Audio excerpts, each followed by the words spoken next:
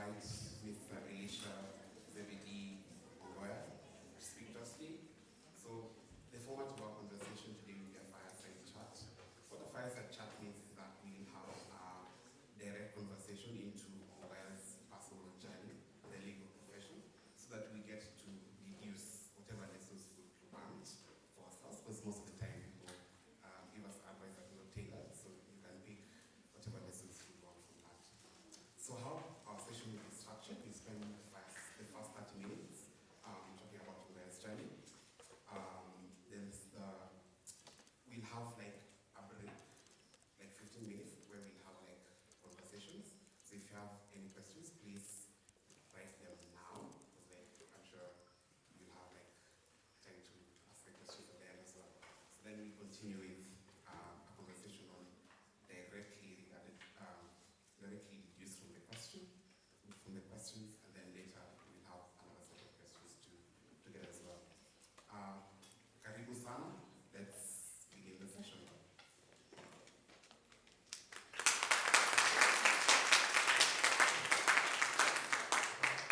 And thank you for inviting me. And Mr. Ongoya, thank you so much for creating a campus experience for your students. It may not make much sense to them now, but I can assure you 50 years down the line, these people will be the octogenarians of their time. One of the things they will remember the most is the experience you gave them through this platform. Thank you so much.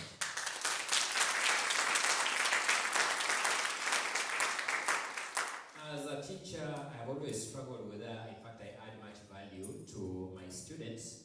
And people who create platforms like Mr. Ongoya has done for you here, and people like Gora are doing to coordinate these things are my all-time darlings, if I may use that word. My guiding philosophy in life is that I must always be much bigger, much better, much stronger. My name is Elisha Ongoya. I was born Elisha Zebedi. Elisha is supposed to be my name, but it's a name of one of the pioneer pastors of the Church of God in East Africa, headquartered at a place called Kima. And pioneer pastors, as you may know, were not very liked people in African communities. They went against their people's tradition and they were ostracized. So the man called Elisha Opumbi died around the time when I was born. We name people in my community after great men and women. And pioneer pastors, like pioneer teachers, were, by virtue of that calling, great men and women. Zebedi is my father's name. My father is called Zebedi Ongoya. So his name is Zebedi. So I was born Elisha Zebedi. I was a Mzungu by names. So one day I go to register for my Kenya Certificate of Primary Education exams. We go to register, and like many of you, I was born and was never issued with a birth certificate. I got my birth certificate for the first time when I was 20 years old. That's the first time I got a birth certificate. So I never existed in the government records. I just existed on earth as a citizen of the world. I understand very well the provisions of Article 53 of the Constitution, that every child has a right to a name and nationality at birth, because I didn't have. I had no register. Who registered me? So at the age of 20, I got a birth certificate. So I grew up as Elisha Zebedi. I was baptized Elisha Zebedi in my church, and the only formal document was my baptismal card from my church, because remember, I had no identification card, I had no birth certificate. When I did my Kenya Certificate of Primary Education, the headmaster said I must register for the exam. So he needed my name. And I said, my name is Elisha Zebedi. He declined. He said, no, that can't be your name. I must go to my father to give me a name. So my father proposed that I be called Joseph Lule, a former president of Uganda. So I went to the headmaster and told him my father has said I be called Joseph Lule, because that is another person who either died, was dethroned, or no, assumed power around the time when I was born. The headmaster rejected that name as well. So I went to my father, who wrote a letter for me to carry to the headmaster. I never opened it. I took it to the headmaster read the letter and accepted and reduced the content into the registration form for KCPE. The name was Elisha Zebedi Ongoya. So these were names I began using in my middle childhood ages. So that is it about my name. My family tree is Elisha Ongoya, the son of Jael Ongoya, Ayuma, and Zebedi Light Ongoya. And going by my father's family tree, the grandson of Lukose Ongoya, Timothy, then the great-grandson of Ongoya himself. I have no recollection of who came after the Ongoya whom I'm called. Now, this Ongoya I use is the name of my great-grandfather. My parents, you've discerned from that, is Mr. Zebedi Light Ongoya. He's now an old man. Some of you have met him, old and frail and blind. He lives with a disability as a blind man. My mother is Jael Ayuma Ongoya. They are both alive, so I'm privileged to be this old with both parents. My siblings, we were born 9 of us. 7 of us are surviving. 2 of us died of preventable ailments. I'll explain that shortly. My firstborn is Veronica Zebedi Kitui. Kitui is her marital name. She's a nurse at the Nairobi Hospital. My second-born is Margaret Ondiso Temba. Temba is her husband's name. You know, women are very interesting people. I'll explain this shortly. So they have brought very many names in our family that we had no idea of. She's a primary school teacher in Vihiga County of the Republic of Kenya. My third-born brother is Zadok Simwa Zebedi. He works with the county government of Kakamega. I am a fourth-born and a middle child in the family, Elisha Zebedi Ongoya. I am a lawyer and a teacher at that. The one who follows me is Ezekiel Oriedo. Ezekiel Oriedo is a quality control manager in a company that does these beauty care products for women in Kampala, Uganda. And he keeps telling me that if he sleeps on his job even once, all the women I see around will have their head skulls burned, like mine. The one who follows him is Silvanus Inyangala. Silvanus Inyangala is an accountant by profession. He works in Cayman Islands. He's an island somewhere in Europe, near the Americas. Then my last born is Patient Shadrach Olemo. Patient Shadrach Olemo is an accountant by profession. He works with an audit firm in Nairobi. I lost 2 siblings at infancy. One was called Nelson Mandela.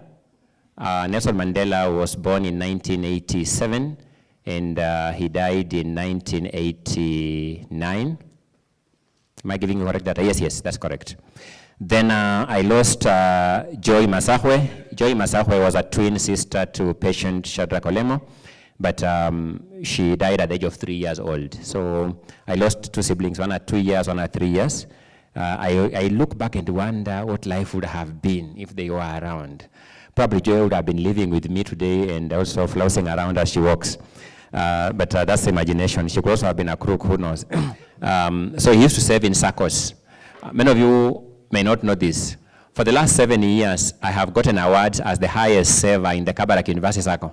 None of these people can beat me at it because of the story I'm about to tell you. My father used to serve in his SACCO, so he had taken all the loans in his SACCO to school my 2 sisters, and therefore there was no opportunity to take another loan in the SACCO, and therefore my schooling had come to an end. Then my primary school headmaster then, Mr. Jeremiah Abuala, held my hand and took me to a town called Kakamega, a town I had never been to since I was born. When you are born poor, there are places so near to you that you will never visit. So Kakamega town, which many of you think is my home, I had never visited since I was born. He took me there to a Mzungu called Nora Harrison. Nora Harrison agreed to pay my school fees, but on one condition: I should not join Nyang'ore High School. Remember, I was telling, I'll tell you I didn't go to Nyang'ore High School. Reason being, she had paid fees for another learner who I don't know at Nyang'ore High School. Then that learner stopped making his progress reports. When she wrote a letter to the principal of Nyang'ore High School seeking to know the state of the student, the principal didn't reply. So she didn't like Nyang'ore High School and said she can no longer pay fees for somebody at Nyang'ore High School. So I had to look for a new school. Now, if you are poor and you have to look for a new school, it is extremely punitive. Young people, let me tell you something at this juncture. Learn to hate poverty and all its manifestations. Poverty is a dehumanizing thing.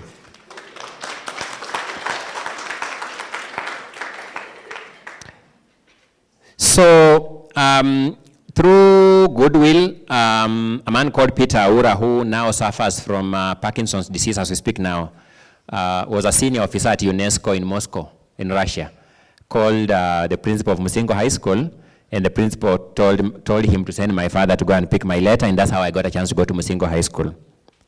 Coincidentally, the principal of Musingo High School, James Habongo, had actually been the principal at Nyang'ore High School who didn't respond to the letter of Nora. This is how life works. He was actually the one who was at Nyang'ore High School. He was now at Musingo. So Nora had refused to pay fees for me at Nyang'ore because of the principal, but paid fees to Musingo High School, to the same principal at Musingo High School. So my schooling was on a scholarship of a Canadian agency. Nora was just coordinating. The person who paid my fees was a Canadian gentleman called Louis Perinbam with his wife. So they were a lovely couple. They paid my fees. I never got to meet them in their lifetime. They died. Nora also died 7 years ago. She became demented and died. I'm in touch with the daughter. I intend to visit the family and see Nora's grave later in life. So Nora ran an organization called the Canadian Harambee Education Society. The word Harambee meant they would pay some fees for you, but you must also contribute something. So that thing was 15% of the fees. When I was in school, 15% of my fees was 525 shillings. So my father had to pay 525 shillings of my fees every year. The rest of the fees was payable by Nora. But that 525 was so important to her. Why I now know that I could not have schooled if left my own devices is, when I finished Musingo High School, I still had a fee arrears of 525 bob. I paid it to go and collect my certificate much later, 525 shillings. Learned to hate poverty with all its manifestations. When I went to the university, I graduated at Musingo High School as the top student, and I was #1 in Musingo High School only once in KCSE. I had never been #1 from Form 1 to Form 4. I only became #1 in KCSE. There's something called finishing power. You must learn the power of finishing power. So I finished Musingo High School as an A student. I got an airplane, and Musingo High School had been established in 1965. I'm on if you go to the board speaks it. No, there's a board where they write top performers. I emerged the first person to ever get an airplane at Musingo High School in the history of the school. And no one can take that away even if I die today. History is very interesting. History is just history. So whether you hate me, you like me, I always remind people that. So because of that, the Canadian Harambee Education Society only used to pay fees for learners in high school. There was no program for university education. I have 7 minutes to finish this. I'll have finished. I'll add 5 minutes because I'll be eating into your 1 hour of questions. I want to deal more with your questions than my presentation. It's actually very boring, as you can see. So when we finished, Canadian Harambee Education Society thought that, well, they were going to leave us. You know, once you finish Form 4 and you remain at home, you are useless. I mean, what is the Form 4 certificate going to help you to do? Nyinyi wote hapa mko na Form 4 certificates. How useful are you with that certificate? So I mean no harm when I ask how useful are you, but I just want to get genuine answers from you. So they began another organization called African Canadian Continuing Education Society, Access. So Access was now to pick up people who had finished high school successfully and pay fees for them at the university. This time around, they were paying a fixed amount of fees. They would give you a check of 20,000 shillings. So if your fees was more than that, you top up. If your fees was less than that, you just got the refund from the university and it was your pocket money. So they gave me a check of 20,000 shillings every year throughout my university schooling. That was a lot of money because I always went for a refund because I was also eligible for a government scholarship, remember. So I got the Higher Education Loans Board loan, and I also got a Higher Education Loans Board bursary. So I went through my university, and I finished my Bachelor of Laws degree as a second class honors upper division graduate. I'm leaving something pending there because there is an organization called, I've told you about Canadian Harambee Education Society, CHESS. I've told you something called Access. I'll talk about something called CAAA, CHESS Access Alumni Association. Let me mention it now so that I bridge the point. When we finished all this and I had some pocket change, we went back and as CHESS Access graduates and began an alumni association that also pays fees for poor and indigent students. So we did that for a while, and I understood Nora's pain because a lot of learners I paid university fees for didn't finish university. They got to third year and became pregnant and ran away from university. Out of my graduation from the university, I went to the National Council for Law Reporting to work as an editorial assistant where we set up what you call EKLR today.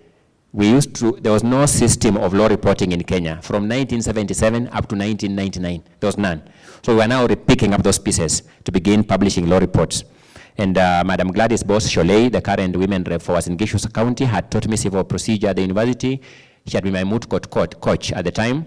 As a moot court participant at that time, I think we won the All Africa Human Rights Moot Court competition. We won the East African IHL, the inaugural one. Those of you who say you're going to Arusha, we went to Arusha for the very first time in the beginning of things. Then we went to JSAP, and we also got some honors there. So Sholei was very impressed because she was the moot court coordinator. She was the deputy director of the National Council for Law Reporting. So she took me in as an intern, and we did some work there. After that, I joined Mohammed Muigai Advocates as a pupil. I did my pupillage there. I left Mohammed Muigai Advocates, went to the World Bank to work there as a legal assistant with the then regional director for the legal division there called Nightingale Rukubangaiza. She was a Ugandan lady. Then I worked there for 7 months. The work was extremely boring. It was paperwork. I went back, talked to Mr. Mohammed Nyaoga, who readmitted me into his firm. I did what you guys call holding over, that period between pupillage and admission. So I was there for 6 months. I was admitted there. I worked there for 6 months. I left, went to Asiema and Company Advocates, began a litigation chamber there, worked there for 6 years, then left, tried to start a law firm with the 3 colleagues of mine, Ongoya, Masis, and Mukururi, but within the first 2 months, we discovered that it cannot work. So we painlessly separated, and I went and joined my junior colleague, Mr. Wambola, and we began Ongoya and Wambola Advocates, where I work up to date. There are 2 things I've told you about. How did I get my work at the World Bank? When I was working at the National Council at Mohammed Muigai Advocates, Professor Patricia Kameri Mbote began the East African Law Journal, which was based at the University of Nairobi. So she brought me and a man called Kamenchu on board as editorial assistant. We used to volunteer. We would run on matatus, on foot, from town to parklands to deliver reports. Those days, there was no proper connectivity. There was no WhatsApp. There was nothing. We used to run physical, deliver reports there, and email was the most sophisticated way of communication, email. So I served with her voluntarily. The university had promised to give us some stipend, but it didn't release the money. So we were not paid. So Patricia believed she owed us. So when Nightingale came from New York as a World Bank staffer and came to Nairobi, she asked somebody she had herself met in America when she was studying. Patricia, Professor Gedu Muigai, and Nightingale had schooled at the same time in America. So she called Patricia and asked whether she can get him a young lawyer who can help him set up the legal division in Nairobi. And because Patricia believed she owed me something, she recommended my name, and that's how I went to the World Bank. I'm telling you, learn to volunteer. Volunteerism pays.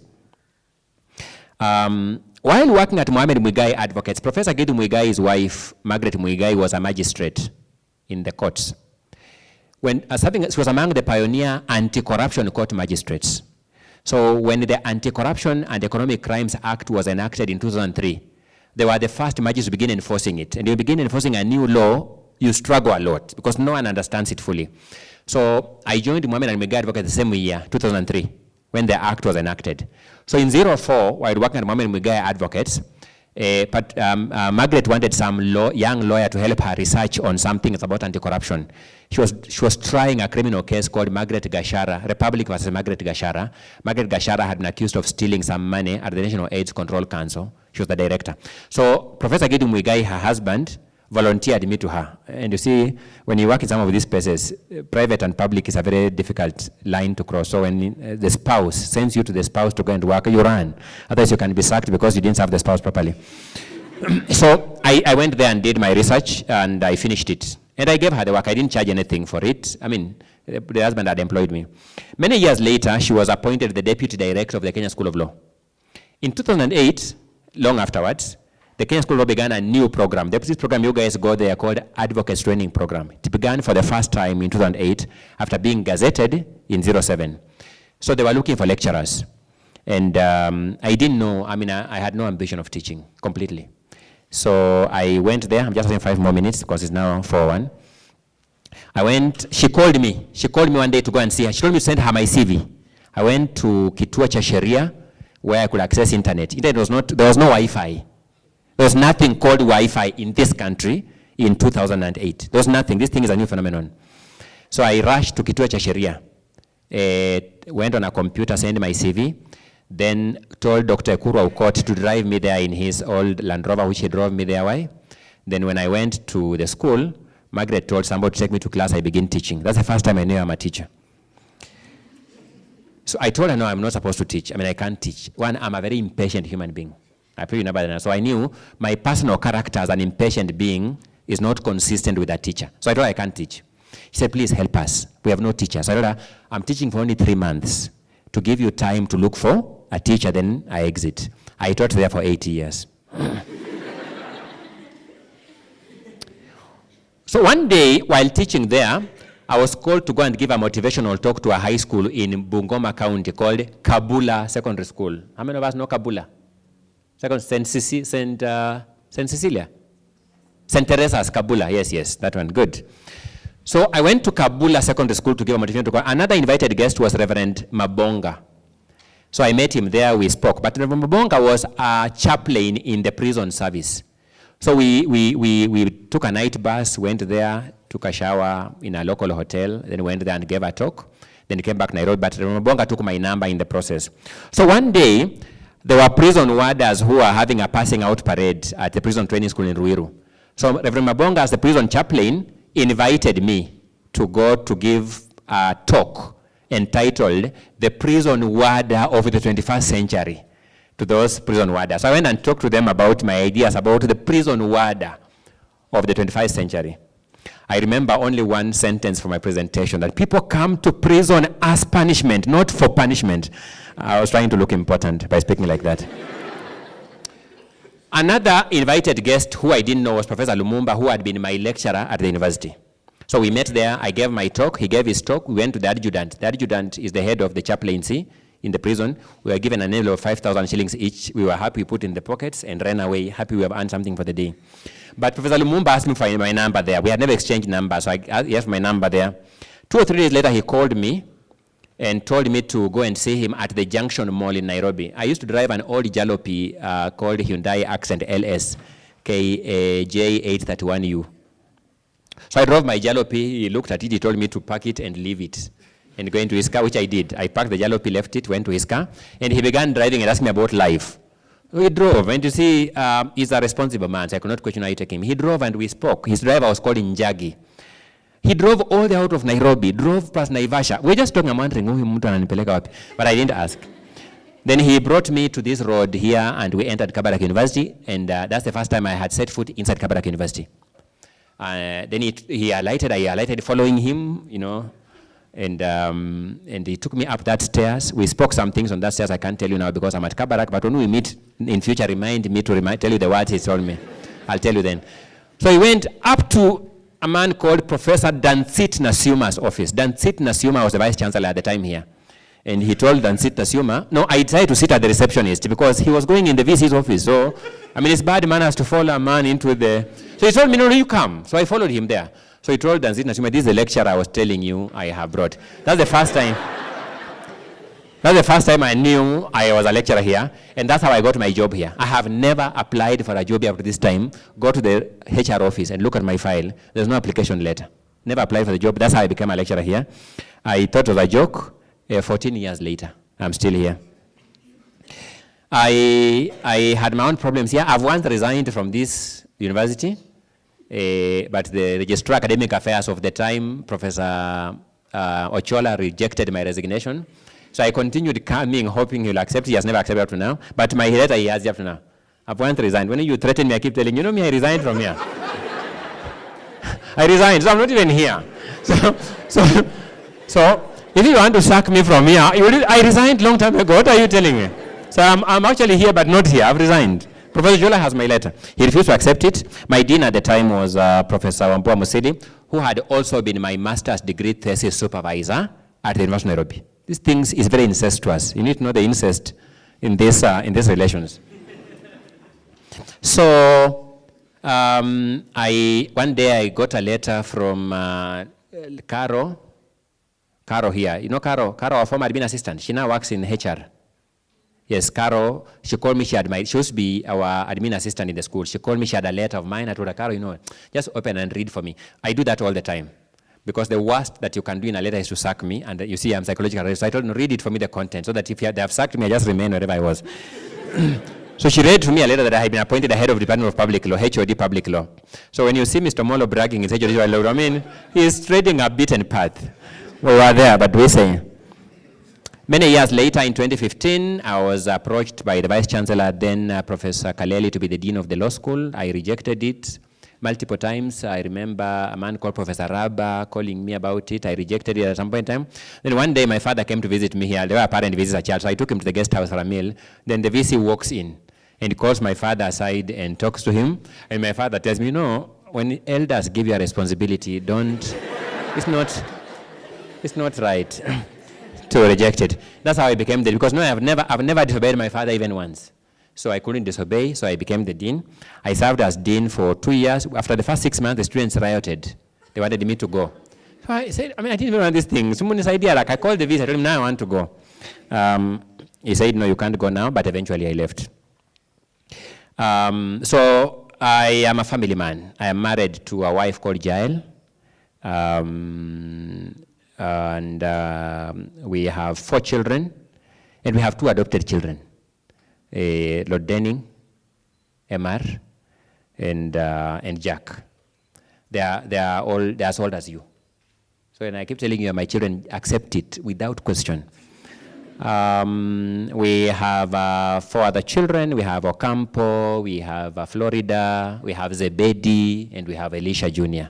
When a man names a child Junior, he has closed that chapter.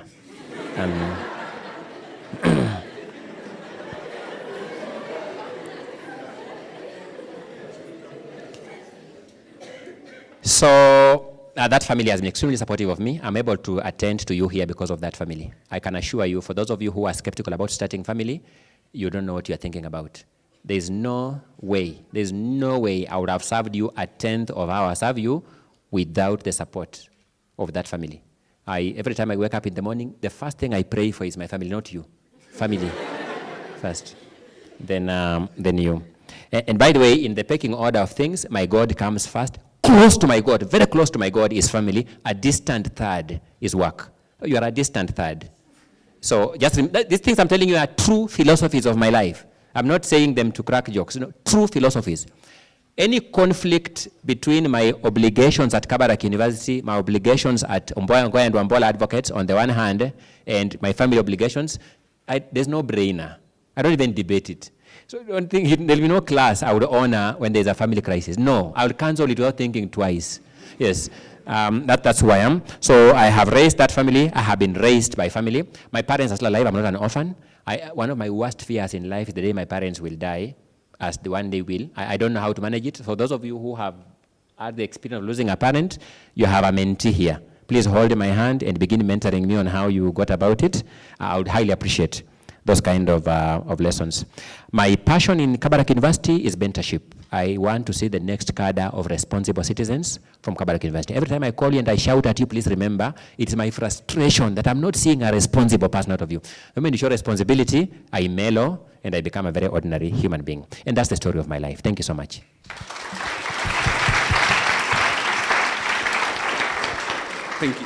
Thank you, Mr. Ongoya, for that wonderful depiction of your journey. We are delighted to have you here. You have obviously traversed through a journey of adversity and overcome it. You talk about fearing poverty and working really hard to overcome it. But to do that, you had a strategy. For many of us here, we are between first year and fourth year. Majority, I assume, are have no idea about career planning in order to escape that poverty. So could you lead us into your life of the strategy you had when you were in your early undergrad years and how that has spanned through over the years to where you are now? Okay. I don't know that it was here or elsewhere. No, it's elsewhere. There's somebody I told yesterday that one of the things I don't have in my life is something called regret. I'm not saying I have made multiple mistakes, some of them fundamental mistakes, but I don't regret them. All those mistakes have been the building blocks of what my life has been. I've picked lessons from them, and therefore I will never have had those lessons without those mistakes. So I celebrate my mistakes. I don't disown them, I don't throw them out, I live with them, I carry them with me. Two things have guided me at a principal level. One is deliberateness, intentionality. I do the things I do with a sense of deliberateness that I know myself. I know that I'm very deliberate about what I do. Let me give you an example. That I am a lawyer is no accident of history. My father never wanted me to be a lawyer. My father took me to the Joint Admission Board, the precursor to COOPS, to change my course, and fate transpired. I didn't change it. I still went back to study law. So the choice of law as a career was mine, was deliberate. Number two, the choice of places to work. For example, I worked at Mohammed Muigai Advocates very deliberately. I wanted to become a criminal law practitioner. And I had seen Gidu Muigai lead the defense team in the case of Republic versus Sawe, a lady who had been accused of killing her husband. Ms. Sawe was a nurse, and the husband was a principal secretary in government. We used to call them permanent secretary those days. And Sawe had just burned in his house. He burned completely in his house. Only his child remains were salvaged. But the wife whom he was with in that house escaped. And therefore she was the first suspect. And she was arrested, prosecuted. Justice Etiang convicted her. Judge Etiang convicted her. Why? Because Etiang, no, the suspicion was that Sawe had wanted to marry the second wife. It was common knowledge from family. It was believed the wife killed him out of anger that she was marrying the second wife. Etiang had 3 wives. So obviously he had a problem with women who didn't want polygamy, and he convicted her. And Gidu Muigai, I remember Gidu telling me, Etiang's mind was preoccupied with, why are you killing your husband who wants to marry only a second wife, and I have 3, and no one has killed me. But that's sort of another. So I joined Gidu to learn criminal law. Sadly, I discovered the firm was not a criminal law firm. It did public law, constitutional petitions, judicial review, and so forth. So I learned lessons from that, and I learned that trade, and I do it up to now. So fairly deliberate. I detest shortcuts. I hope you know that by now. Those of you who have tried shortcuts in my life, you know that it's easy to get hatred from me. I don't like hating people, but it's easy to get hatred if you try shortcuts. Just to take the staircase up the ladder, very deliberate, very measured, oftentimes stooping low to jump very high. I know I'm abridging it. So very deliberate about the career I chose. I'm not in the legal sector by an accident of history or by a product of geography. I'm here deliberately. I chose to be in the legal profession. Number two, I have therefore taken the work in that profession very deliberately. I do that work knowing it pays my rent, it pays my children's insurance, it pays it pays me, it makes me who I am today. So very deliberate about it. It's not easy. It's taken 20 years to get brand recognition. So I keep telling those of you who talk to me, it takes 15 to 20 years to get brand recognition. So you must have a long-term plan with this profession. Have I gotten up the ladder? No, I know you think so, but one day you'll discover you are wrong. I'm a quarter way, the ladder. So the fears you have, we are in the same league. We are both in the quarter of the ladder, just you are slightly lower. It will take a bit of time to get at the quarterway mark. So, I mean, you know, when you are born in poverty as I was, you are a gutter fighter. You know gutter fighters? Yes, that's why I keep telling people, be very careful with me, because it's not, I don't require so much provocation to turn physical and slap you or kick you or something. That's what really the gutters every day as a sport. And therefore, you can take a bit of risks, because my philosophy earlier, before it became much bigger, much better, much stronger, was I'm a man on the ground. I can't fall. Mimi niko chini, nitaanguka wapi? Ukinisukuma niko tu hapo penye unanisukuma. Huwezi nifikiria chini ya mchanga. So that enabled me to just be intentional, to experiment what I could do, and to be very, whenever I'm given an assignment, to do it with a measure of excellence. I'm not always excellent, but I try the much I can to be faithful in small things. Small instructions from clients enable them to give you bigger instructions, and therefore you can make slightly bigger money that can keep you going. So I know that it may require another thesis to expound the whole of it, but broadly speaking, I am a firm believer in hard work. I am a firm believer in BD. Tumeelewana? I'm a firm believer in hard work. You guys have something called working smart. I'm not saying you stop it. I just don't know what it is. Sielewi, kwa hivyo siko na nyinyi hapo. I work hard. If it means today I was here at 7 o'clock in the morning. Where are the 21s? I found you in class, isn't it? Or you found me in class? You found me here at least, isn't it?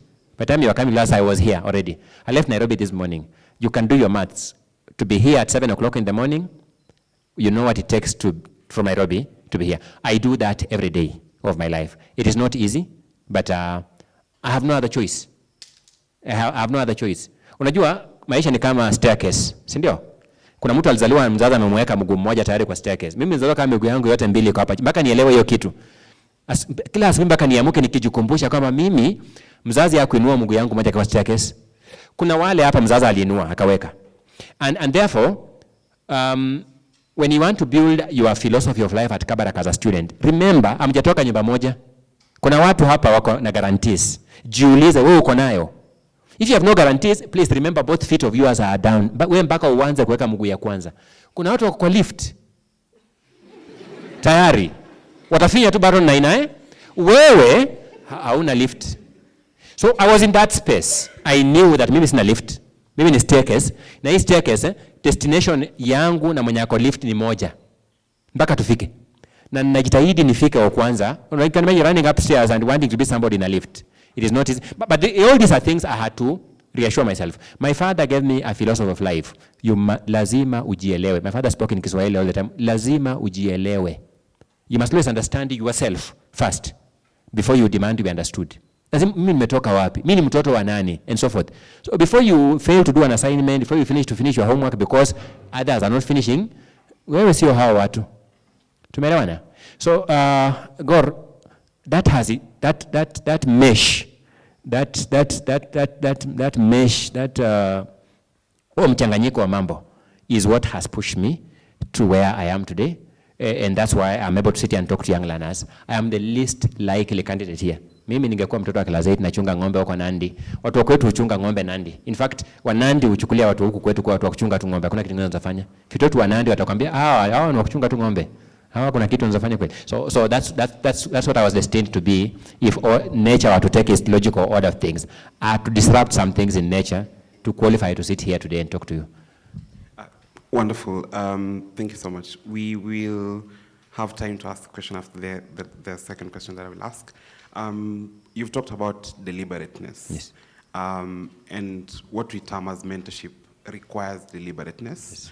Even if you have like someone as good as possible in the legal profession to like guide you, there's always no structure for mentorship. So you've always been a mentor of Professor Gidhumigai. Mentee. So like mentee. How did you ensure that you didn't sort of copy paste the life? Because there's usually the danger of like having a figure that you want to be like copy. For example, like there's a meme going around of your presentation at the parliament of elevated jokes. So we usually like joke about that and like want to become like as good as orators as you, but we have different strengths. So how do you play about your strengths and like work through not having copied out another person's life and philosophy? Mentorship is a very strange thing. To mentor people, first you live in fear throughout your lifetime. Just like teaching. I was talking to the youth in my church, and I was asking them, when I sit in class to teach, I always ask myself, for example, nyinyi mmekaa hapa kunisikiza, si ndio? Mimi nimewaita hapa. Mimi sijaita mmoja wenu hapa. Nini nimewaleta hapa? Mimi sijui. Number 2, who told you the things I'm telling you are correct things? What if I'm misleading you? Because people can just mislead you, isn't it? So the work of a mentor can be that scary. What if what I'm telling them doesn't work? Because it may just fail to work. I have no answer to that. Professor Gidhumigai was my teacher at the university. He taught me a course called Fundamental Rights and Freedoms at undergraduate level, and he taught me jurisprudence at postgraduate level. Professor Gidhumigai is a man whom, if you don't get anything else from him, you'll pick one thing: confidence. He's a man who is double sure of what he's going to say, even if it's not true. So, one of the things I was very proud of as a pupil, for example, in Gidhumigai's office, was the knowledge that I was not going to be embarrassed in court. You can imagine going with your boss to court and he appears not sure what he's saying. You don't know whether to console him or to ask him. You don't know. So I was double sure about that. He was a very confident man. And number two, I had sat with other people who had told me his story. Professor Githu Muigai does not come from a background of privilege. So you see, because he doesn't come from a background of privilege, but he's who he is, there was something about him like me. I didn't come from a background of privilege. So I also want to be like him. When you become a mentee to somebody, you don't become brainless. You retain your brain. You retain your God-given gift of thought, of intellect, isn't it? It means there are things I will do here that will say, it's okay, I like what Ongoya does, but not this aspect of his life. So that becomes very important when you are being mentored. And it must be a thought-out selection process so that you also just don't fall into a grave because your mentor has died. No, your life must carry on regardless of your mentor's death. So Githu Muigai was a man I admired. The way he spoke in class, the intentionality with which he delivered his subject. And Githu Muigai hardly came to class carrying any material to teach. But he was inexhaustible in the way in which he delivered his knowledge. That is certainly something I wanted to have. I remember multiple times walking to his office and asking him, Professor Githu Muigai, is the legal profession flooded? He answered me as follows. Down there, people are gasping for air. Up here, we have an abundance of fresh air. I understood the word down there to be where I was at the time, and I understood up here to be where he was at this time. So I aspired to get, quote unquote, up here, where Githu Muigai, where there was an abundance of fresh air. I am not sure I'm getting fresh air as yet, because I wouldn't wake up at 2 o'clock in the morning, perhaps, if I was getting fresh. I think I'm still in the struggle. So that is an important point for you to remember. But Githu Muigai taught me that industry pays. Githu Muigai taught me that industry pays. And through Githu Muigai, I got to meet a lot of other people who became mentors of mine in their own right. Feroz Norovji, he was Githu Muigai's teacher at the university. He had taught Githu Muigai at the university. A fantastic brain. I mean, you listen to him and you keep wondering, God, I'm not asking for too much. Make me 1% of this man. Please, not him. Make me 1% of Feroz Norovji. I know today, if I ask lawyers in this class, law students in this class, who is Feroz Norovji, I'm likely to get 1% of people who have heard of that name. We had heard of it. So I got people such as those. Later in life, I got to meet people like Fred Ngatia, I got to meet PLO Lumumba, who was my lecturer as well, and they had their own strength. As you grow older, you actually begin discovering their weaknesses too. You begin discovering their weaknesses. So you walk and discover, oh, Ongoya was just a bubble, kumbe. So that happens sometimes. But the intentionality of those people, their deliberateness. I mean, Githu Muigai's kids were schooling at Breban School at the time, and it's a good thing to have your children at Breban School. I say that because many times when letters came from Breban School to their farm for Githu to go for mentorship, he would send me sometimes there to go and represent him and do the talk to the learners. So that was the kind of mentorship that we had. I followed Githu Muigai through his presentations to LSK members, through his courtroom presentations. I prepared photocopy his class notes for teaching in the evening at Parkland's campus as his pupil. Through that, I got developed an interest. I told you Githu Muigai was teaching jurisprudence, isn't it? What do I teach here? That's what mentorship, because in the course of photocopying those notes, you photocopy an extra copy for yourself also, and also read, you see, you read. So you are Anne Kariuki here, and I keep telling you, those second years are very strange people. Let me send you this material to distribute to them. She receives it as well, isn't it? She'll say, let me read what Ongoya has sent to me. In the process, you acquire some knowledge slowly and incrementally. So broadly speaking, this is how I benefited from Githu Muigai. I don't remember benefiting financially from him. I remember benefiting intellectually from him, character-wise, in terms of his confidence. His capacity to break barriers is something I remember picking from him, and it's something, God willing, I would want to pass over to another person behind me. You'll be surprised. For example, Githu Muigai didn't go to church. I don't think he goes to church up to now. So that's something I will not pick from him, because I had been raised in deep Christendom myself. I'm telling you things that you must also learn. I will not pick that from him. That was my personal choice. Are we communicating? So that's what I mean by saying you don't discard your own brain. You remain with your own brain. No, there's that which you want from him. There's that which won't work in your space. And that's how it worked out for me. You've been, I'm now like linking to the questions that the audience is asking, but you've been at the intersection of technological progress career changes, so there are new fields within the practice of law.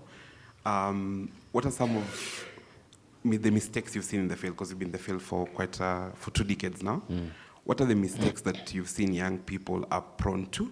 You talked about avoiding shortcuts, but like, what are the exact mistakes that you've experienced with young people that you think the audience could avoid? I wanted to get an email here. If I got it, I would. Let me just see whether I'm able to. Yes, I think I'll be able to. I want to read for you an email that was exchanged 2 days ago. Are you communicating? 2 days ago, a young lawyer. Am I going to get it? I hope I am.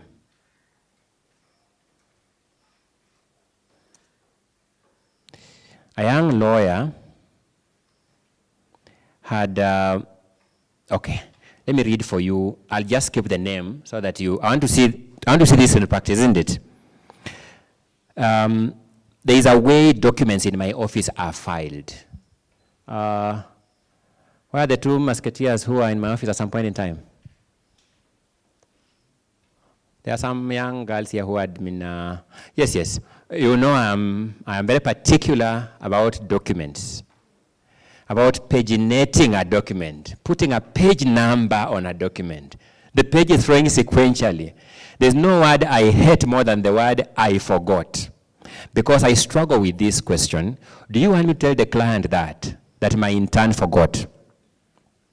So, a young lawyer, a student lawyer writes an email to us and says, find attached the list and bundle of authorities in this matter for your approval before filing and service. That's what we do. You prepare, you send to a senior to look at and approve. It is approved by a young lawyer.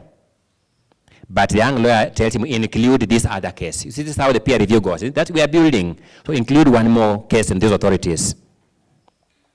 Then the student lawyer says, no, that case you are saying I include is actually referred to in this other case. The young lawyer says, no, I have said include it because of the way magistrates behave. They will not see it in the other case, so just include it. Eventually, after all that exchange, there's this email that goes around. So and so, I'm using that to refer. The list and bundle filed is not paginated. Kindly rectify. The student lawyer responds, I will do this once I get back to the office. I had already served the Attorney General's office the bundle you had approved. I will reserve it. Once I rectify, something like that. Underlying that is that, no, you are the one who approved the bundle I filed. That's why I filed an unpaginated one. Remember, pagination is a standard rule of the office. Whether or not I see it. So this advice by the young lawyer, the student lawyer, is what I want you to take home. He says, let us get 3 things cleared up. Number 1, we all do mistakes. All we can do is exercise more care. Good advice, isn't it? There is a book on being a lawyer where one is asked to consider how much care he or she expects from a waiter in a hotel after paying a few dollars, and then contemplate the level of care a client paying $100,000 for legal services would expect. If you would quarrel a waiter who is not very careful in serving you, how much more will a client shout at you who has paid for legal services? So, when we are doing something, we should ask ourselves whether the level of service we are delivering is worth what we would consider fair, if it were ourselves who are buying those services. All in all, we are human, and we sometimes make some mistakes. If you want me to review a document, kindly send it to me to leave a trail of something we can look back to. Because I have gotten to a point where I'm doubting my own sanity. When you say I did things I don't remember doing. Remember the other lawyer had said you approved this document. He's saying I never approved that document. To my knowledge, what you brought to me to review on your laptop, she went with a laptop, said, look at this. were just 2 pages of a list of authorities in Word format. It had no authority attached to it. I didn't even know there was a printed copy of authorities, leave alone review one. So the point I'm making in reading to you this email is this. Young people are certainly technologically more advanced than myself, certainly. I rely on them fully at my office. If they left me at once, I would get paralyzed. They once did that to me in 2021. They just left once, and I got paralyzed. I only used my goodwill to remain afloat as I reorganized myself. But they're also very impatient with their use of that technology. So for example, they can easily manipulate a document and get it paginated faster than I will do it myself. But they just don't do that. The level of patience they have in taking down notes. I remember talking to a young girl in my chamber who had taken down wrong notes of what transpired in court. Because once we leave court, you must do a letter to the client. This is what happened in court. So I read the letter to the client. What it is saying is not, because I'm still remembering what happened in court. It's not what happened in court. Is this what you understood the judge to be saying, and so forth? So if I sit where you sit, one, I'll be a little more amenable to guidance. I would accept guidance more easily. I will know that my seniors may not be as savvy as I am, but they have learned something from experience. I would be a little more susceptible to learning. Number two, I'll be a little more patient with work. I'll do work with greater keenness than you sometimes do it. I'll cross-check, proofread my documents a little more than you do it. I'll be less prone to money. Young people are prone to money. Young people change law firms because the new law firm has offered 2,000 shillings more, let alone the fact that it does a lot more unethical work than the old law firm has done. You are selling your soul for 2,000 shillings. Young people throw tantrum at each other very easily. Young people look down at each other that they're supposed to mentor very easily. I keep telling people that I was at Mwalimu Ongoya Advocates. I left Mwalimu Ongoya Advocates 18 years ago. 18 years ago. I still go there and I'm received as a member of that firm because of the relationship we built those years. And that's social capital. Those are social networks. So you should never lose that. Young people consult less. Just the fact of picking my call and saying, Professor Ambani, I'm doing something on this. Could you please do something about it? I got a consultancy the other day in devolved governance law. Henry is here. He knows he was the first person I passed to.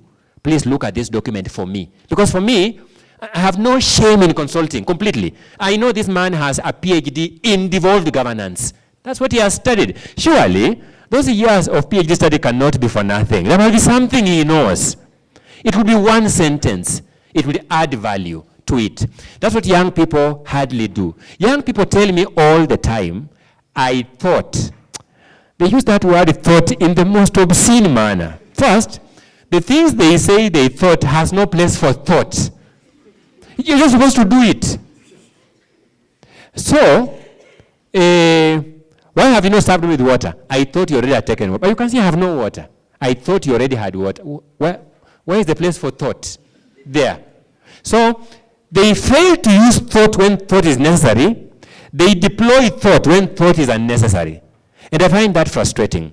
So that consultation, pick your phone. Please, respect your superiors almost slavishly.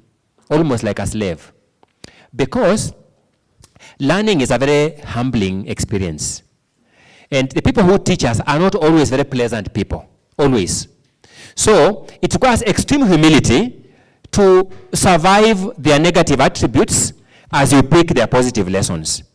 But if you focus on their other attributes, they are slave drivers, they talk at us badly, they bang tables at us, and so forth, you may end up missing on the bigger picture. I'm not saying you must also be a judge of your own situation. If the norm becomes too toxic, so bad. But let me tell you a story. I asked a colleague of mine the other day. She is a judge. A judge recommended her daughter to me for attachment, judicial attachment privilege.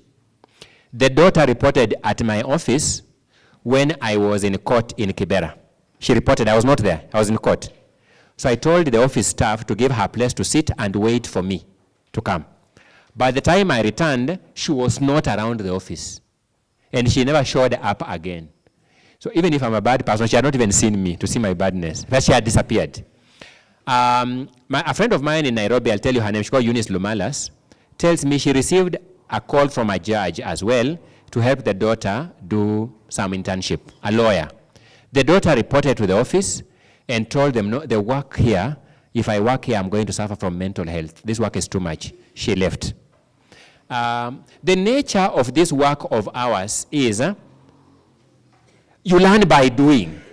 And therefore it means the more you do, the more you learn. It therefore means places that are crowded with work become better learning experiences, even though you must sweat for it. So young lawyers must understand that and make do with it. A time will come when you are at my age, when you can give around some instructions. That time will come. For you, that time is not now. Who will you instruct at your age? Who will you instruct? So let's just understand, is the reality of your stage and age. Accept it, absorb it with like a bitter pill. 15 years later, you'll be running your own office. You'll be actually backing instructions. You'll take some morning hours to go and play golf as work continues uninterrupted.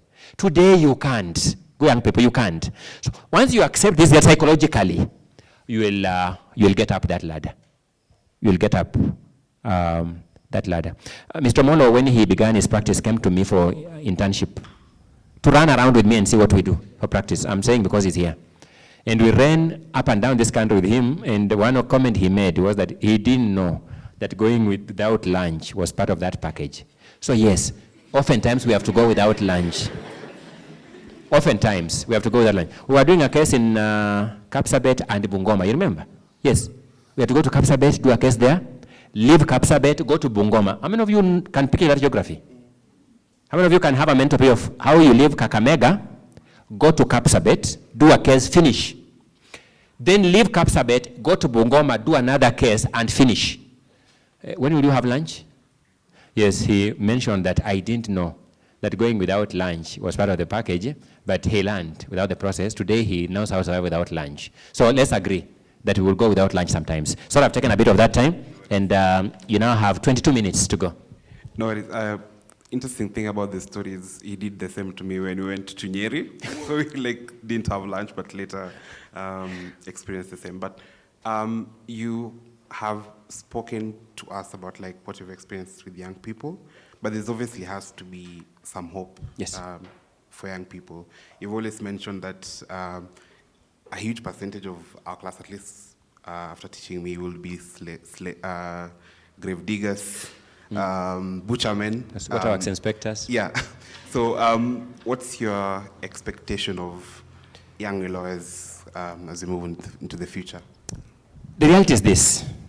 Whether I like you or I hate you, and I hate no one, I can't do without you. You are a reality in this world. You exist as a matter of fact. So because of that, we can't give up on you. Part of the reasons why we are here today is just because of that. We can't give up on you. We have a lot of hope. If I felt you were beyond repair, what would I be doing here this evening? I'm here out of a thorough conviction that you are within proper parameters of repair and usability. So that must be understood in no uncertain terms. Number two, I have worked with young people in my chambers. Young people are phenomenal workers. They are wonderful workers. They deliver on outputs that sometimes make me wonder how they manage. Is Marion Joy here? She's not. There was a time she worked for 24 hours non-stop in my office. 24 hours. Has she told that story? From 8 o'clock in the morning to 8 o'clock the following morning without leaving for even freshening up or change of wear. Non-stop. Because duty called. And they delivered on the assignment, and we were all very happy. These are young people. Young people are not beyond repair. There's a young graduate of Kabarak University called Peter Gashwiri who I work with in my office. That man is a workhorse. Literally. Very phenomenal. How many of you school with Peter Gashwiri here at some point in time? No, you are very young people. So these are stories of hope. I have also worked with young people who don't inspire much hope in me. It's not unique to your generation. I can point to elements in my generation that didn't inspire much hope. Gidu Muigai gave me elements in his generation that didn't inspire much hope. When my father didn't want me to be a lawyer, he took me to a lawyer called Achila Indai, who finally died, who didn't inspire much hope. He had schooled in Dar es Salaam University in the 60s. He didn't inspire much hope. So my father wanted to show him to me so that I see how lawyers are not. So I'm saying there are elements in every generation that don't inspire much hope. Professor Ambani's wife is my friend, and she's a lecturer at the UON. We always sit, because we are both family men and family women, to discuss how do we raise family to avoid these same problems we are seeing in children of others. That's an important question to ask when you're a parent. And there's something she tells me all the time that gives me hope, that Ongoya, there will always be residues in every generation. Even if the whole generation becomes a write-off, there'll be residues of hope. So your generation has residues of hope. What I am looking for is enhancing the quantum of these residues of hope. Are we communicating? It's not that there's no hope. There's a lot of hope. I have worked with young people. That girl works in my office. They were studious people. They would wake up in the morning and run. And she can tell you, working with me is not easy. I keep telling people, part of my problem is me. Part of my problem is me, because it's not easy to work with me. I know that. I don't know that I'm fastidious. I know. I live knowing I'm fastidious. I don't know whether the cameraman can switch off his video for a moment. Tell you a story. When I got married, my wife was taken to my family as usual, and we were having a family chat somewhere.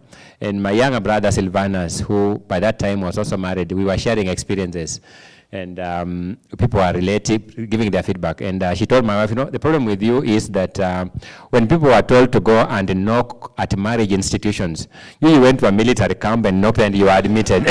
so I mean, you must make do in that military camp. I know, this is my own family speaking. So those of you who think I'm fastidious, you're telling me nothing new. I have grown knowing I'm fastidious. But I believe that this world itself is fashioned for military-styled men and women. This world, as I know it, and I keep saying this, good people, for those of you who don't invest in hard work, who have another formula, don't give up on that formula, so long as it works for you. I'm saying so long as it works for you. But if it doesn't, don't come and ask me how that formula of yours, well, I don't know it. A friend of mine came to me the other day and told me he has a daughter who he took to a college, Utali College, to study some course. She ran away in second year and followed her husband somewhere. Now she's frustrated. She wants a job. He's asking me whether I can get the daughter a job. I told him, you see, you are my classmate. And you know my respect for hard work. So I don't need to explain it. So I know how to help people who have gone through primary school like me and finished.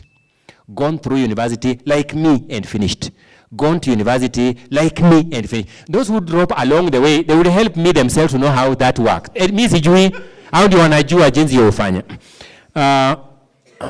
This young man here, Henry, just stand up. These people need to see you.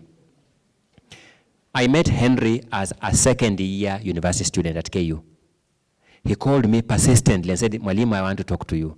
And I was afraid. He called himself on email Henry Paul. So I believed it was a Mzungu throughout. So I organized to have a meeting with him. We met at a place called Cake Plaza. We had some tea and some cakes at Cake Plaza in Nairobi. We spoke about his dream for Kenyatta University School of Law, the moot court and so forth. And through that conversation, they launched the All Kenyan Moot Court competition. It was a successful event. I believed in his conviction even at that time. Henry Paul went through schooling and eventually went to do his PhD in South Africa and returned to this country. And I remember meeting Henry Paul just freshly returned. And Henry will tell you on another day, this country is not very receptive of you when you come back with these credentials. You will feel lonely. But I assured him that, Henry, we may not make you rich and famous. That I can't promise.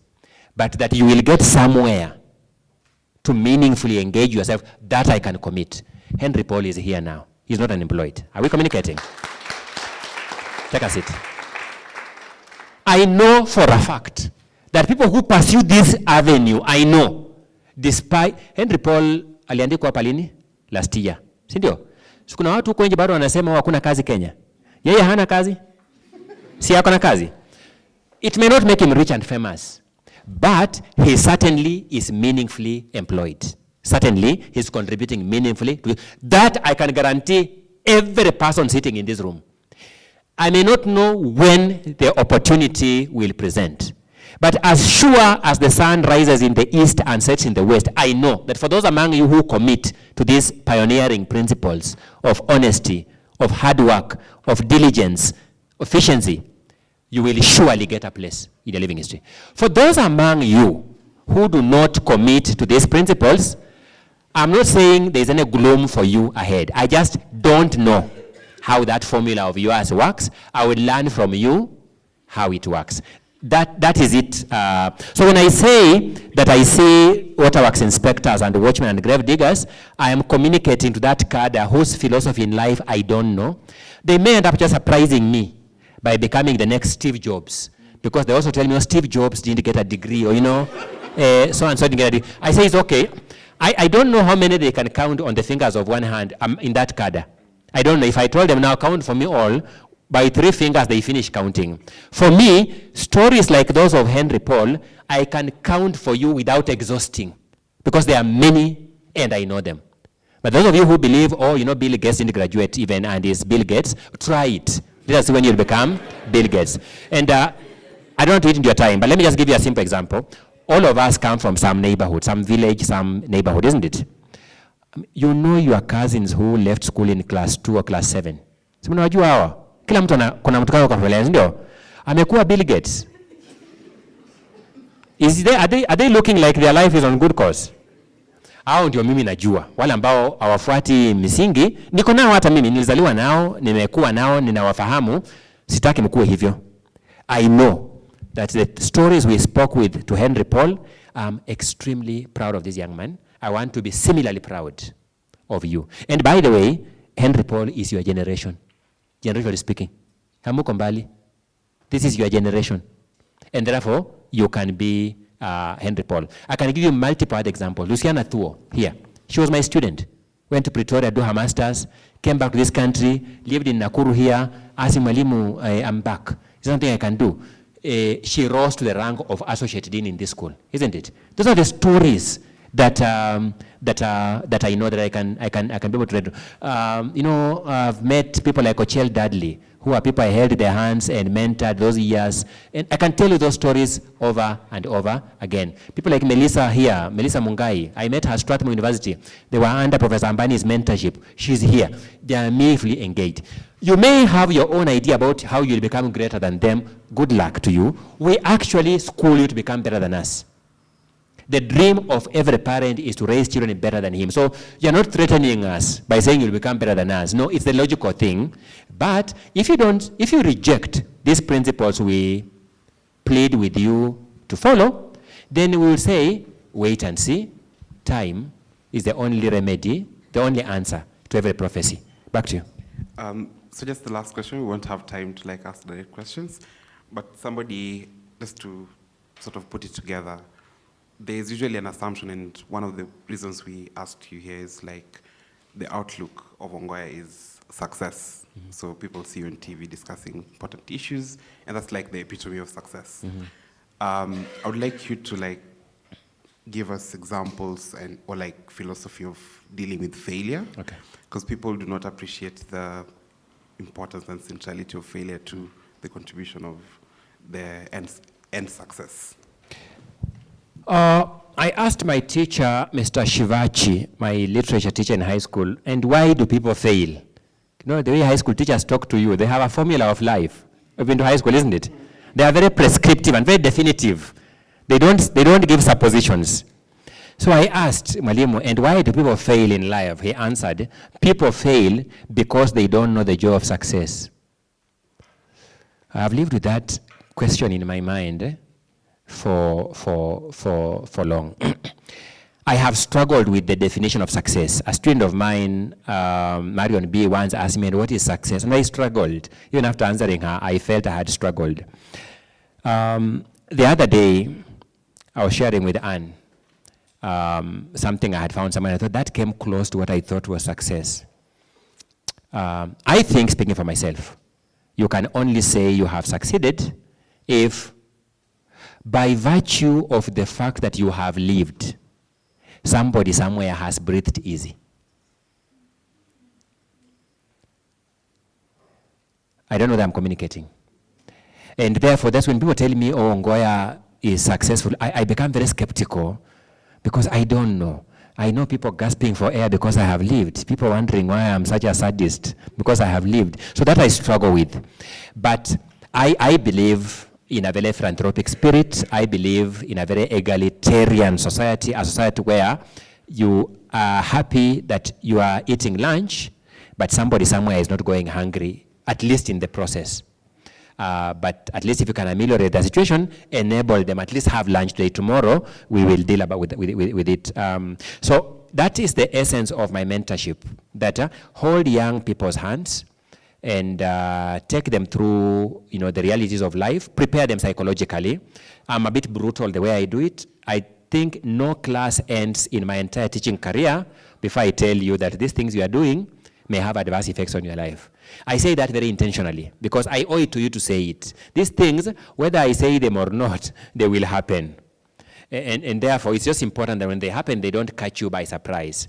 I have believed myself that none of us is perfect. We all make mistakes. I have made fundamental mistakes, not milder mistakes which if you came across, you'll be so discouraged. I have made them, I live with them. And I have concluded that I'm not ashamed of any aspect of my life. I have picked lessons from it to become a better person tomorrow. A number of things. I personally believe in the power of blessings as decreed by the Bible. And therefore I believe that we must learn to do right. And I believe when you do right things, there's a way you get blessed in the process. So what do? One, respect your parents, because parents are sources of blessings, isn't it? Waheshimu wazazi wako. Mimi mzazi wangu siwezi pigana naye vita. There are a lot of things. My parents are old. They are old school. The things they do, I know, well, hiyo ilikuwa na maana siku zenu. Siku hizi, lakini you don't tell them like that. There's a way you learn how to accommodate them as you navigate around it so that you don't lose respect for them. You leave them dignified. You leave other people as well dignified in the process. Respect people with authority. When you go to court as a lawyer, respect the judges. Remember, the person who is talking to you has once been convicted of contempt and imprisoned. So respect the judges because they have that authority in that space. I believe that all these things return some results to you in the process. Respect authority, even your class president. How many of you listen to those class presidents? They are authority. Listen to them. Give them an ear. They have authority. Unless, of course, the beginning is leading you, then you can say, no, Apple, as a matter of principle, I'm parting ways with you. But that is the way things work. When you distinguish yourself like that, I believe myself that the future is bright. As I tell my mentees in my mentorship program, mbele iko sawa. Thank you so much. Let's put our hands together for Elisha Ongoya.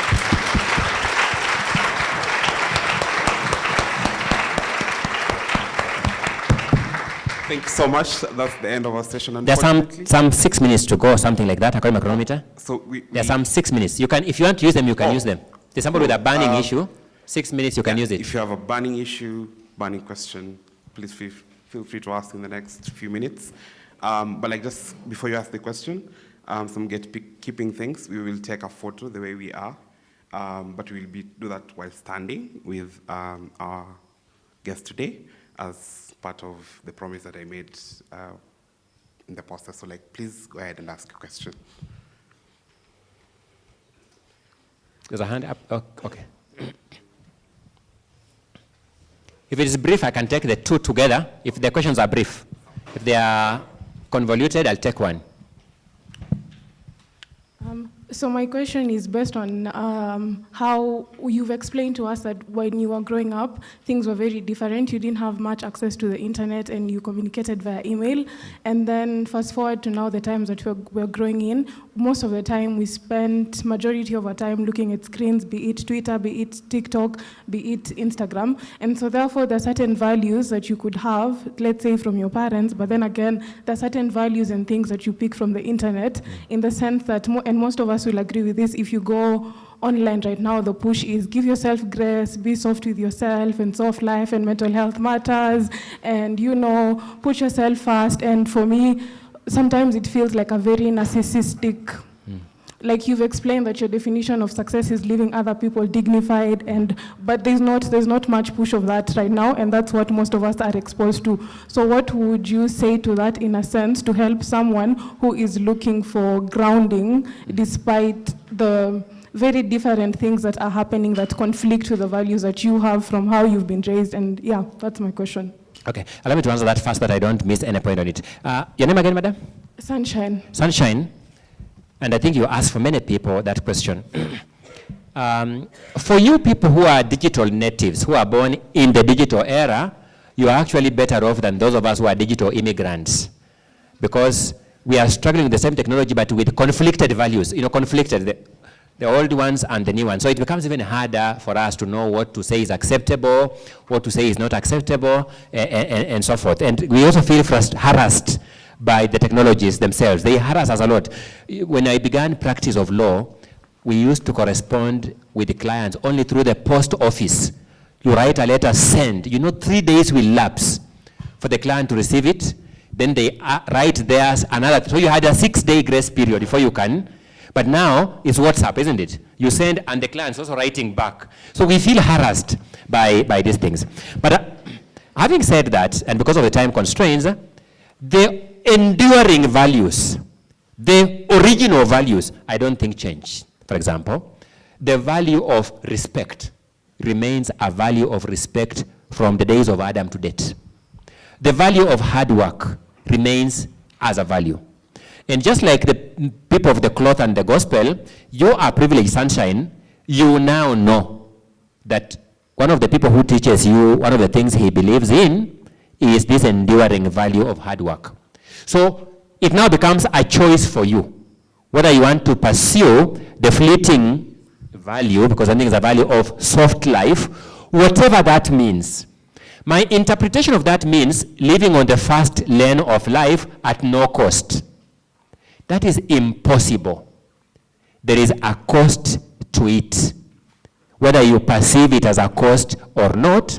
And that's why young people are busy crying and talking about mental health, because that's the cost that they are paying. The rest of us are paying for it by waking up at 3:30 in the morning and pursuing some course to be able to make some living, make some money, and so forth.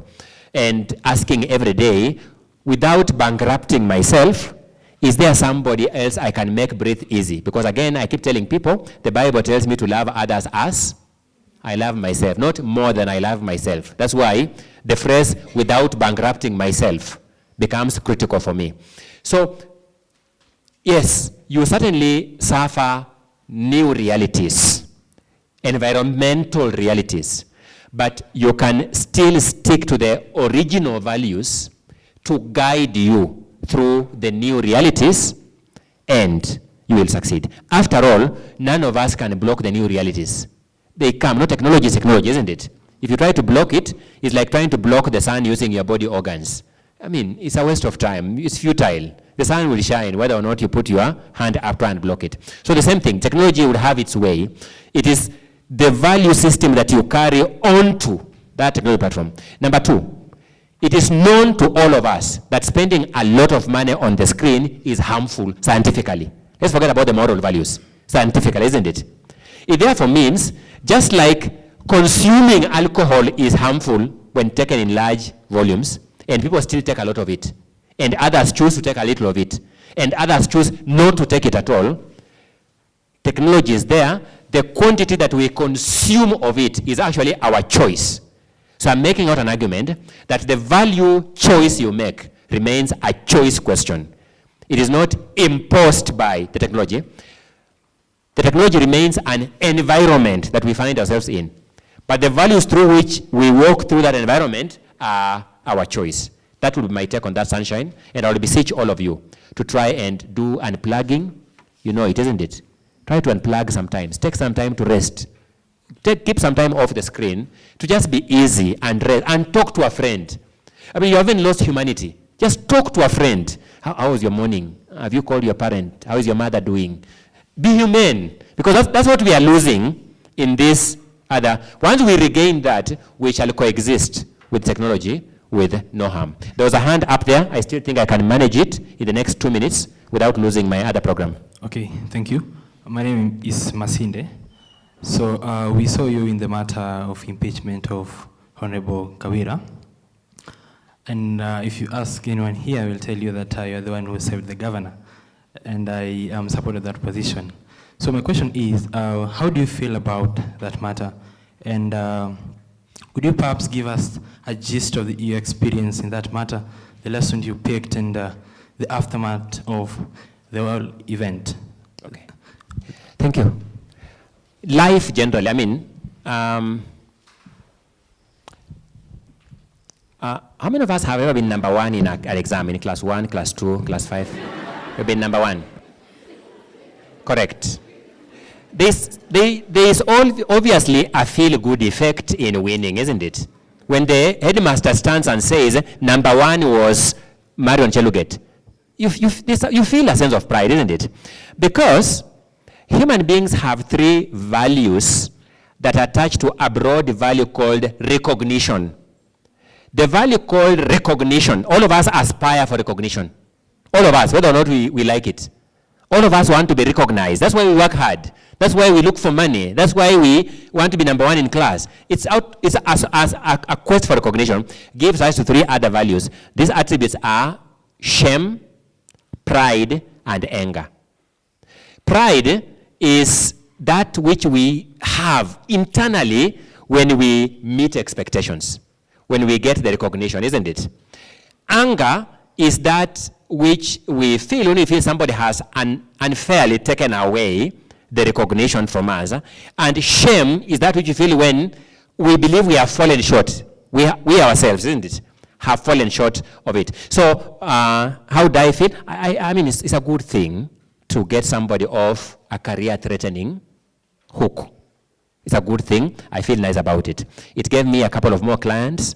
A couple of more people called me and said, we have problems here, please come and solve them courtesy of that matter. So from a business perspective, it also gave me some economic uplift. In addition to the billing of that actual client, I billed and I was paid for it.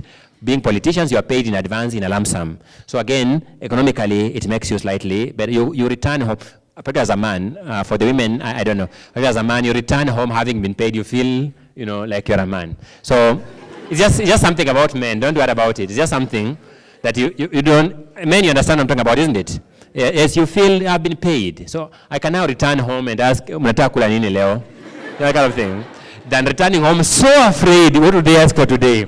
And so forth. So that certainly was a good thing. One of the things that you should never do, as Anthabo Mbeki speaks about this, you should not gloat in victory. Do not gloat in victory. What did I do? I left Nairobi immediately and went to the village. I returned to Nairobi after things had calmed down, because all of us are human beings. The temptation to gloat is present. So you leave the environment for the temptation, isn't it?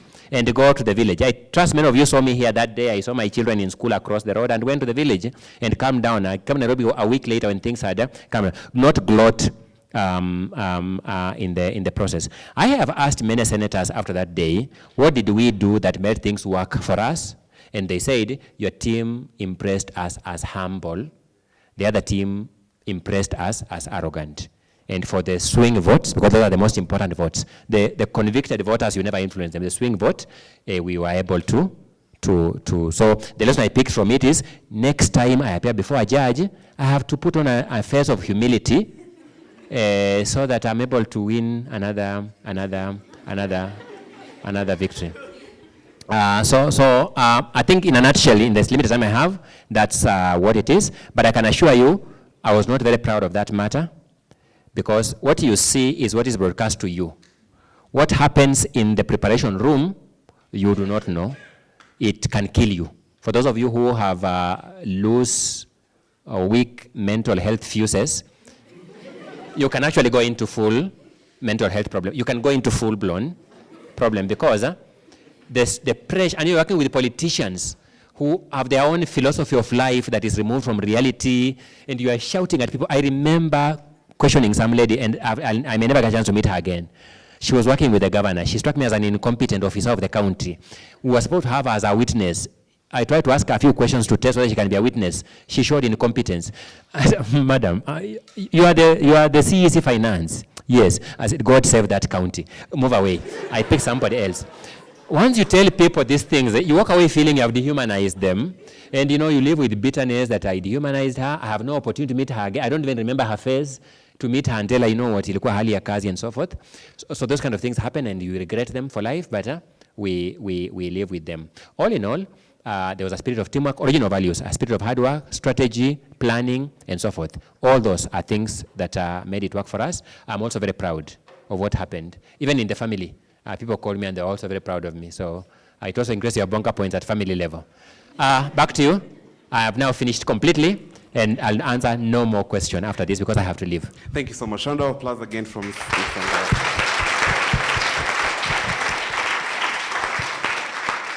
Ongoya. Thank you so much.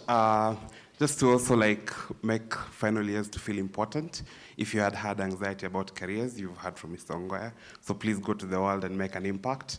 I'm telling that to myself because this could be my final event to moderate in this school. So really happy to have had these numbers here. Thank you so much for taking your time.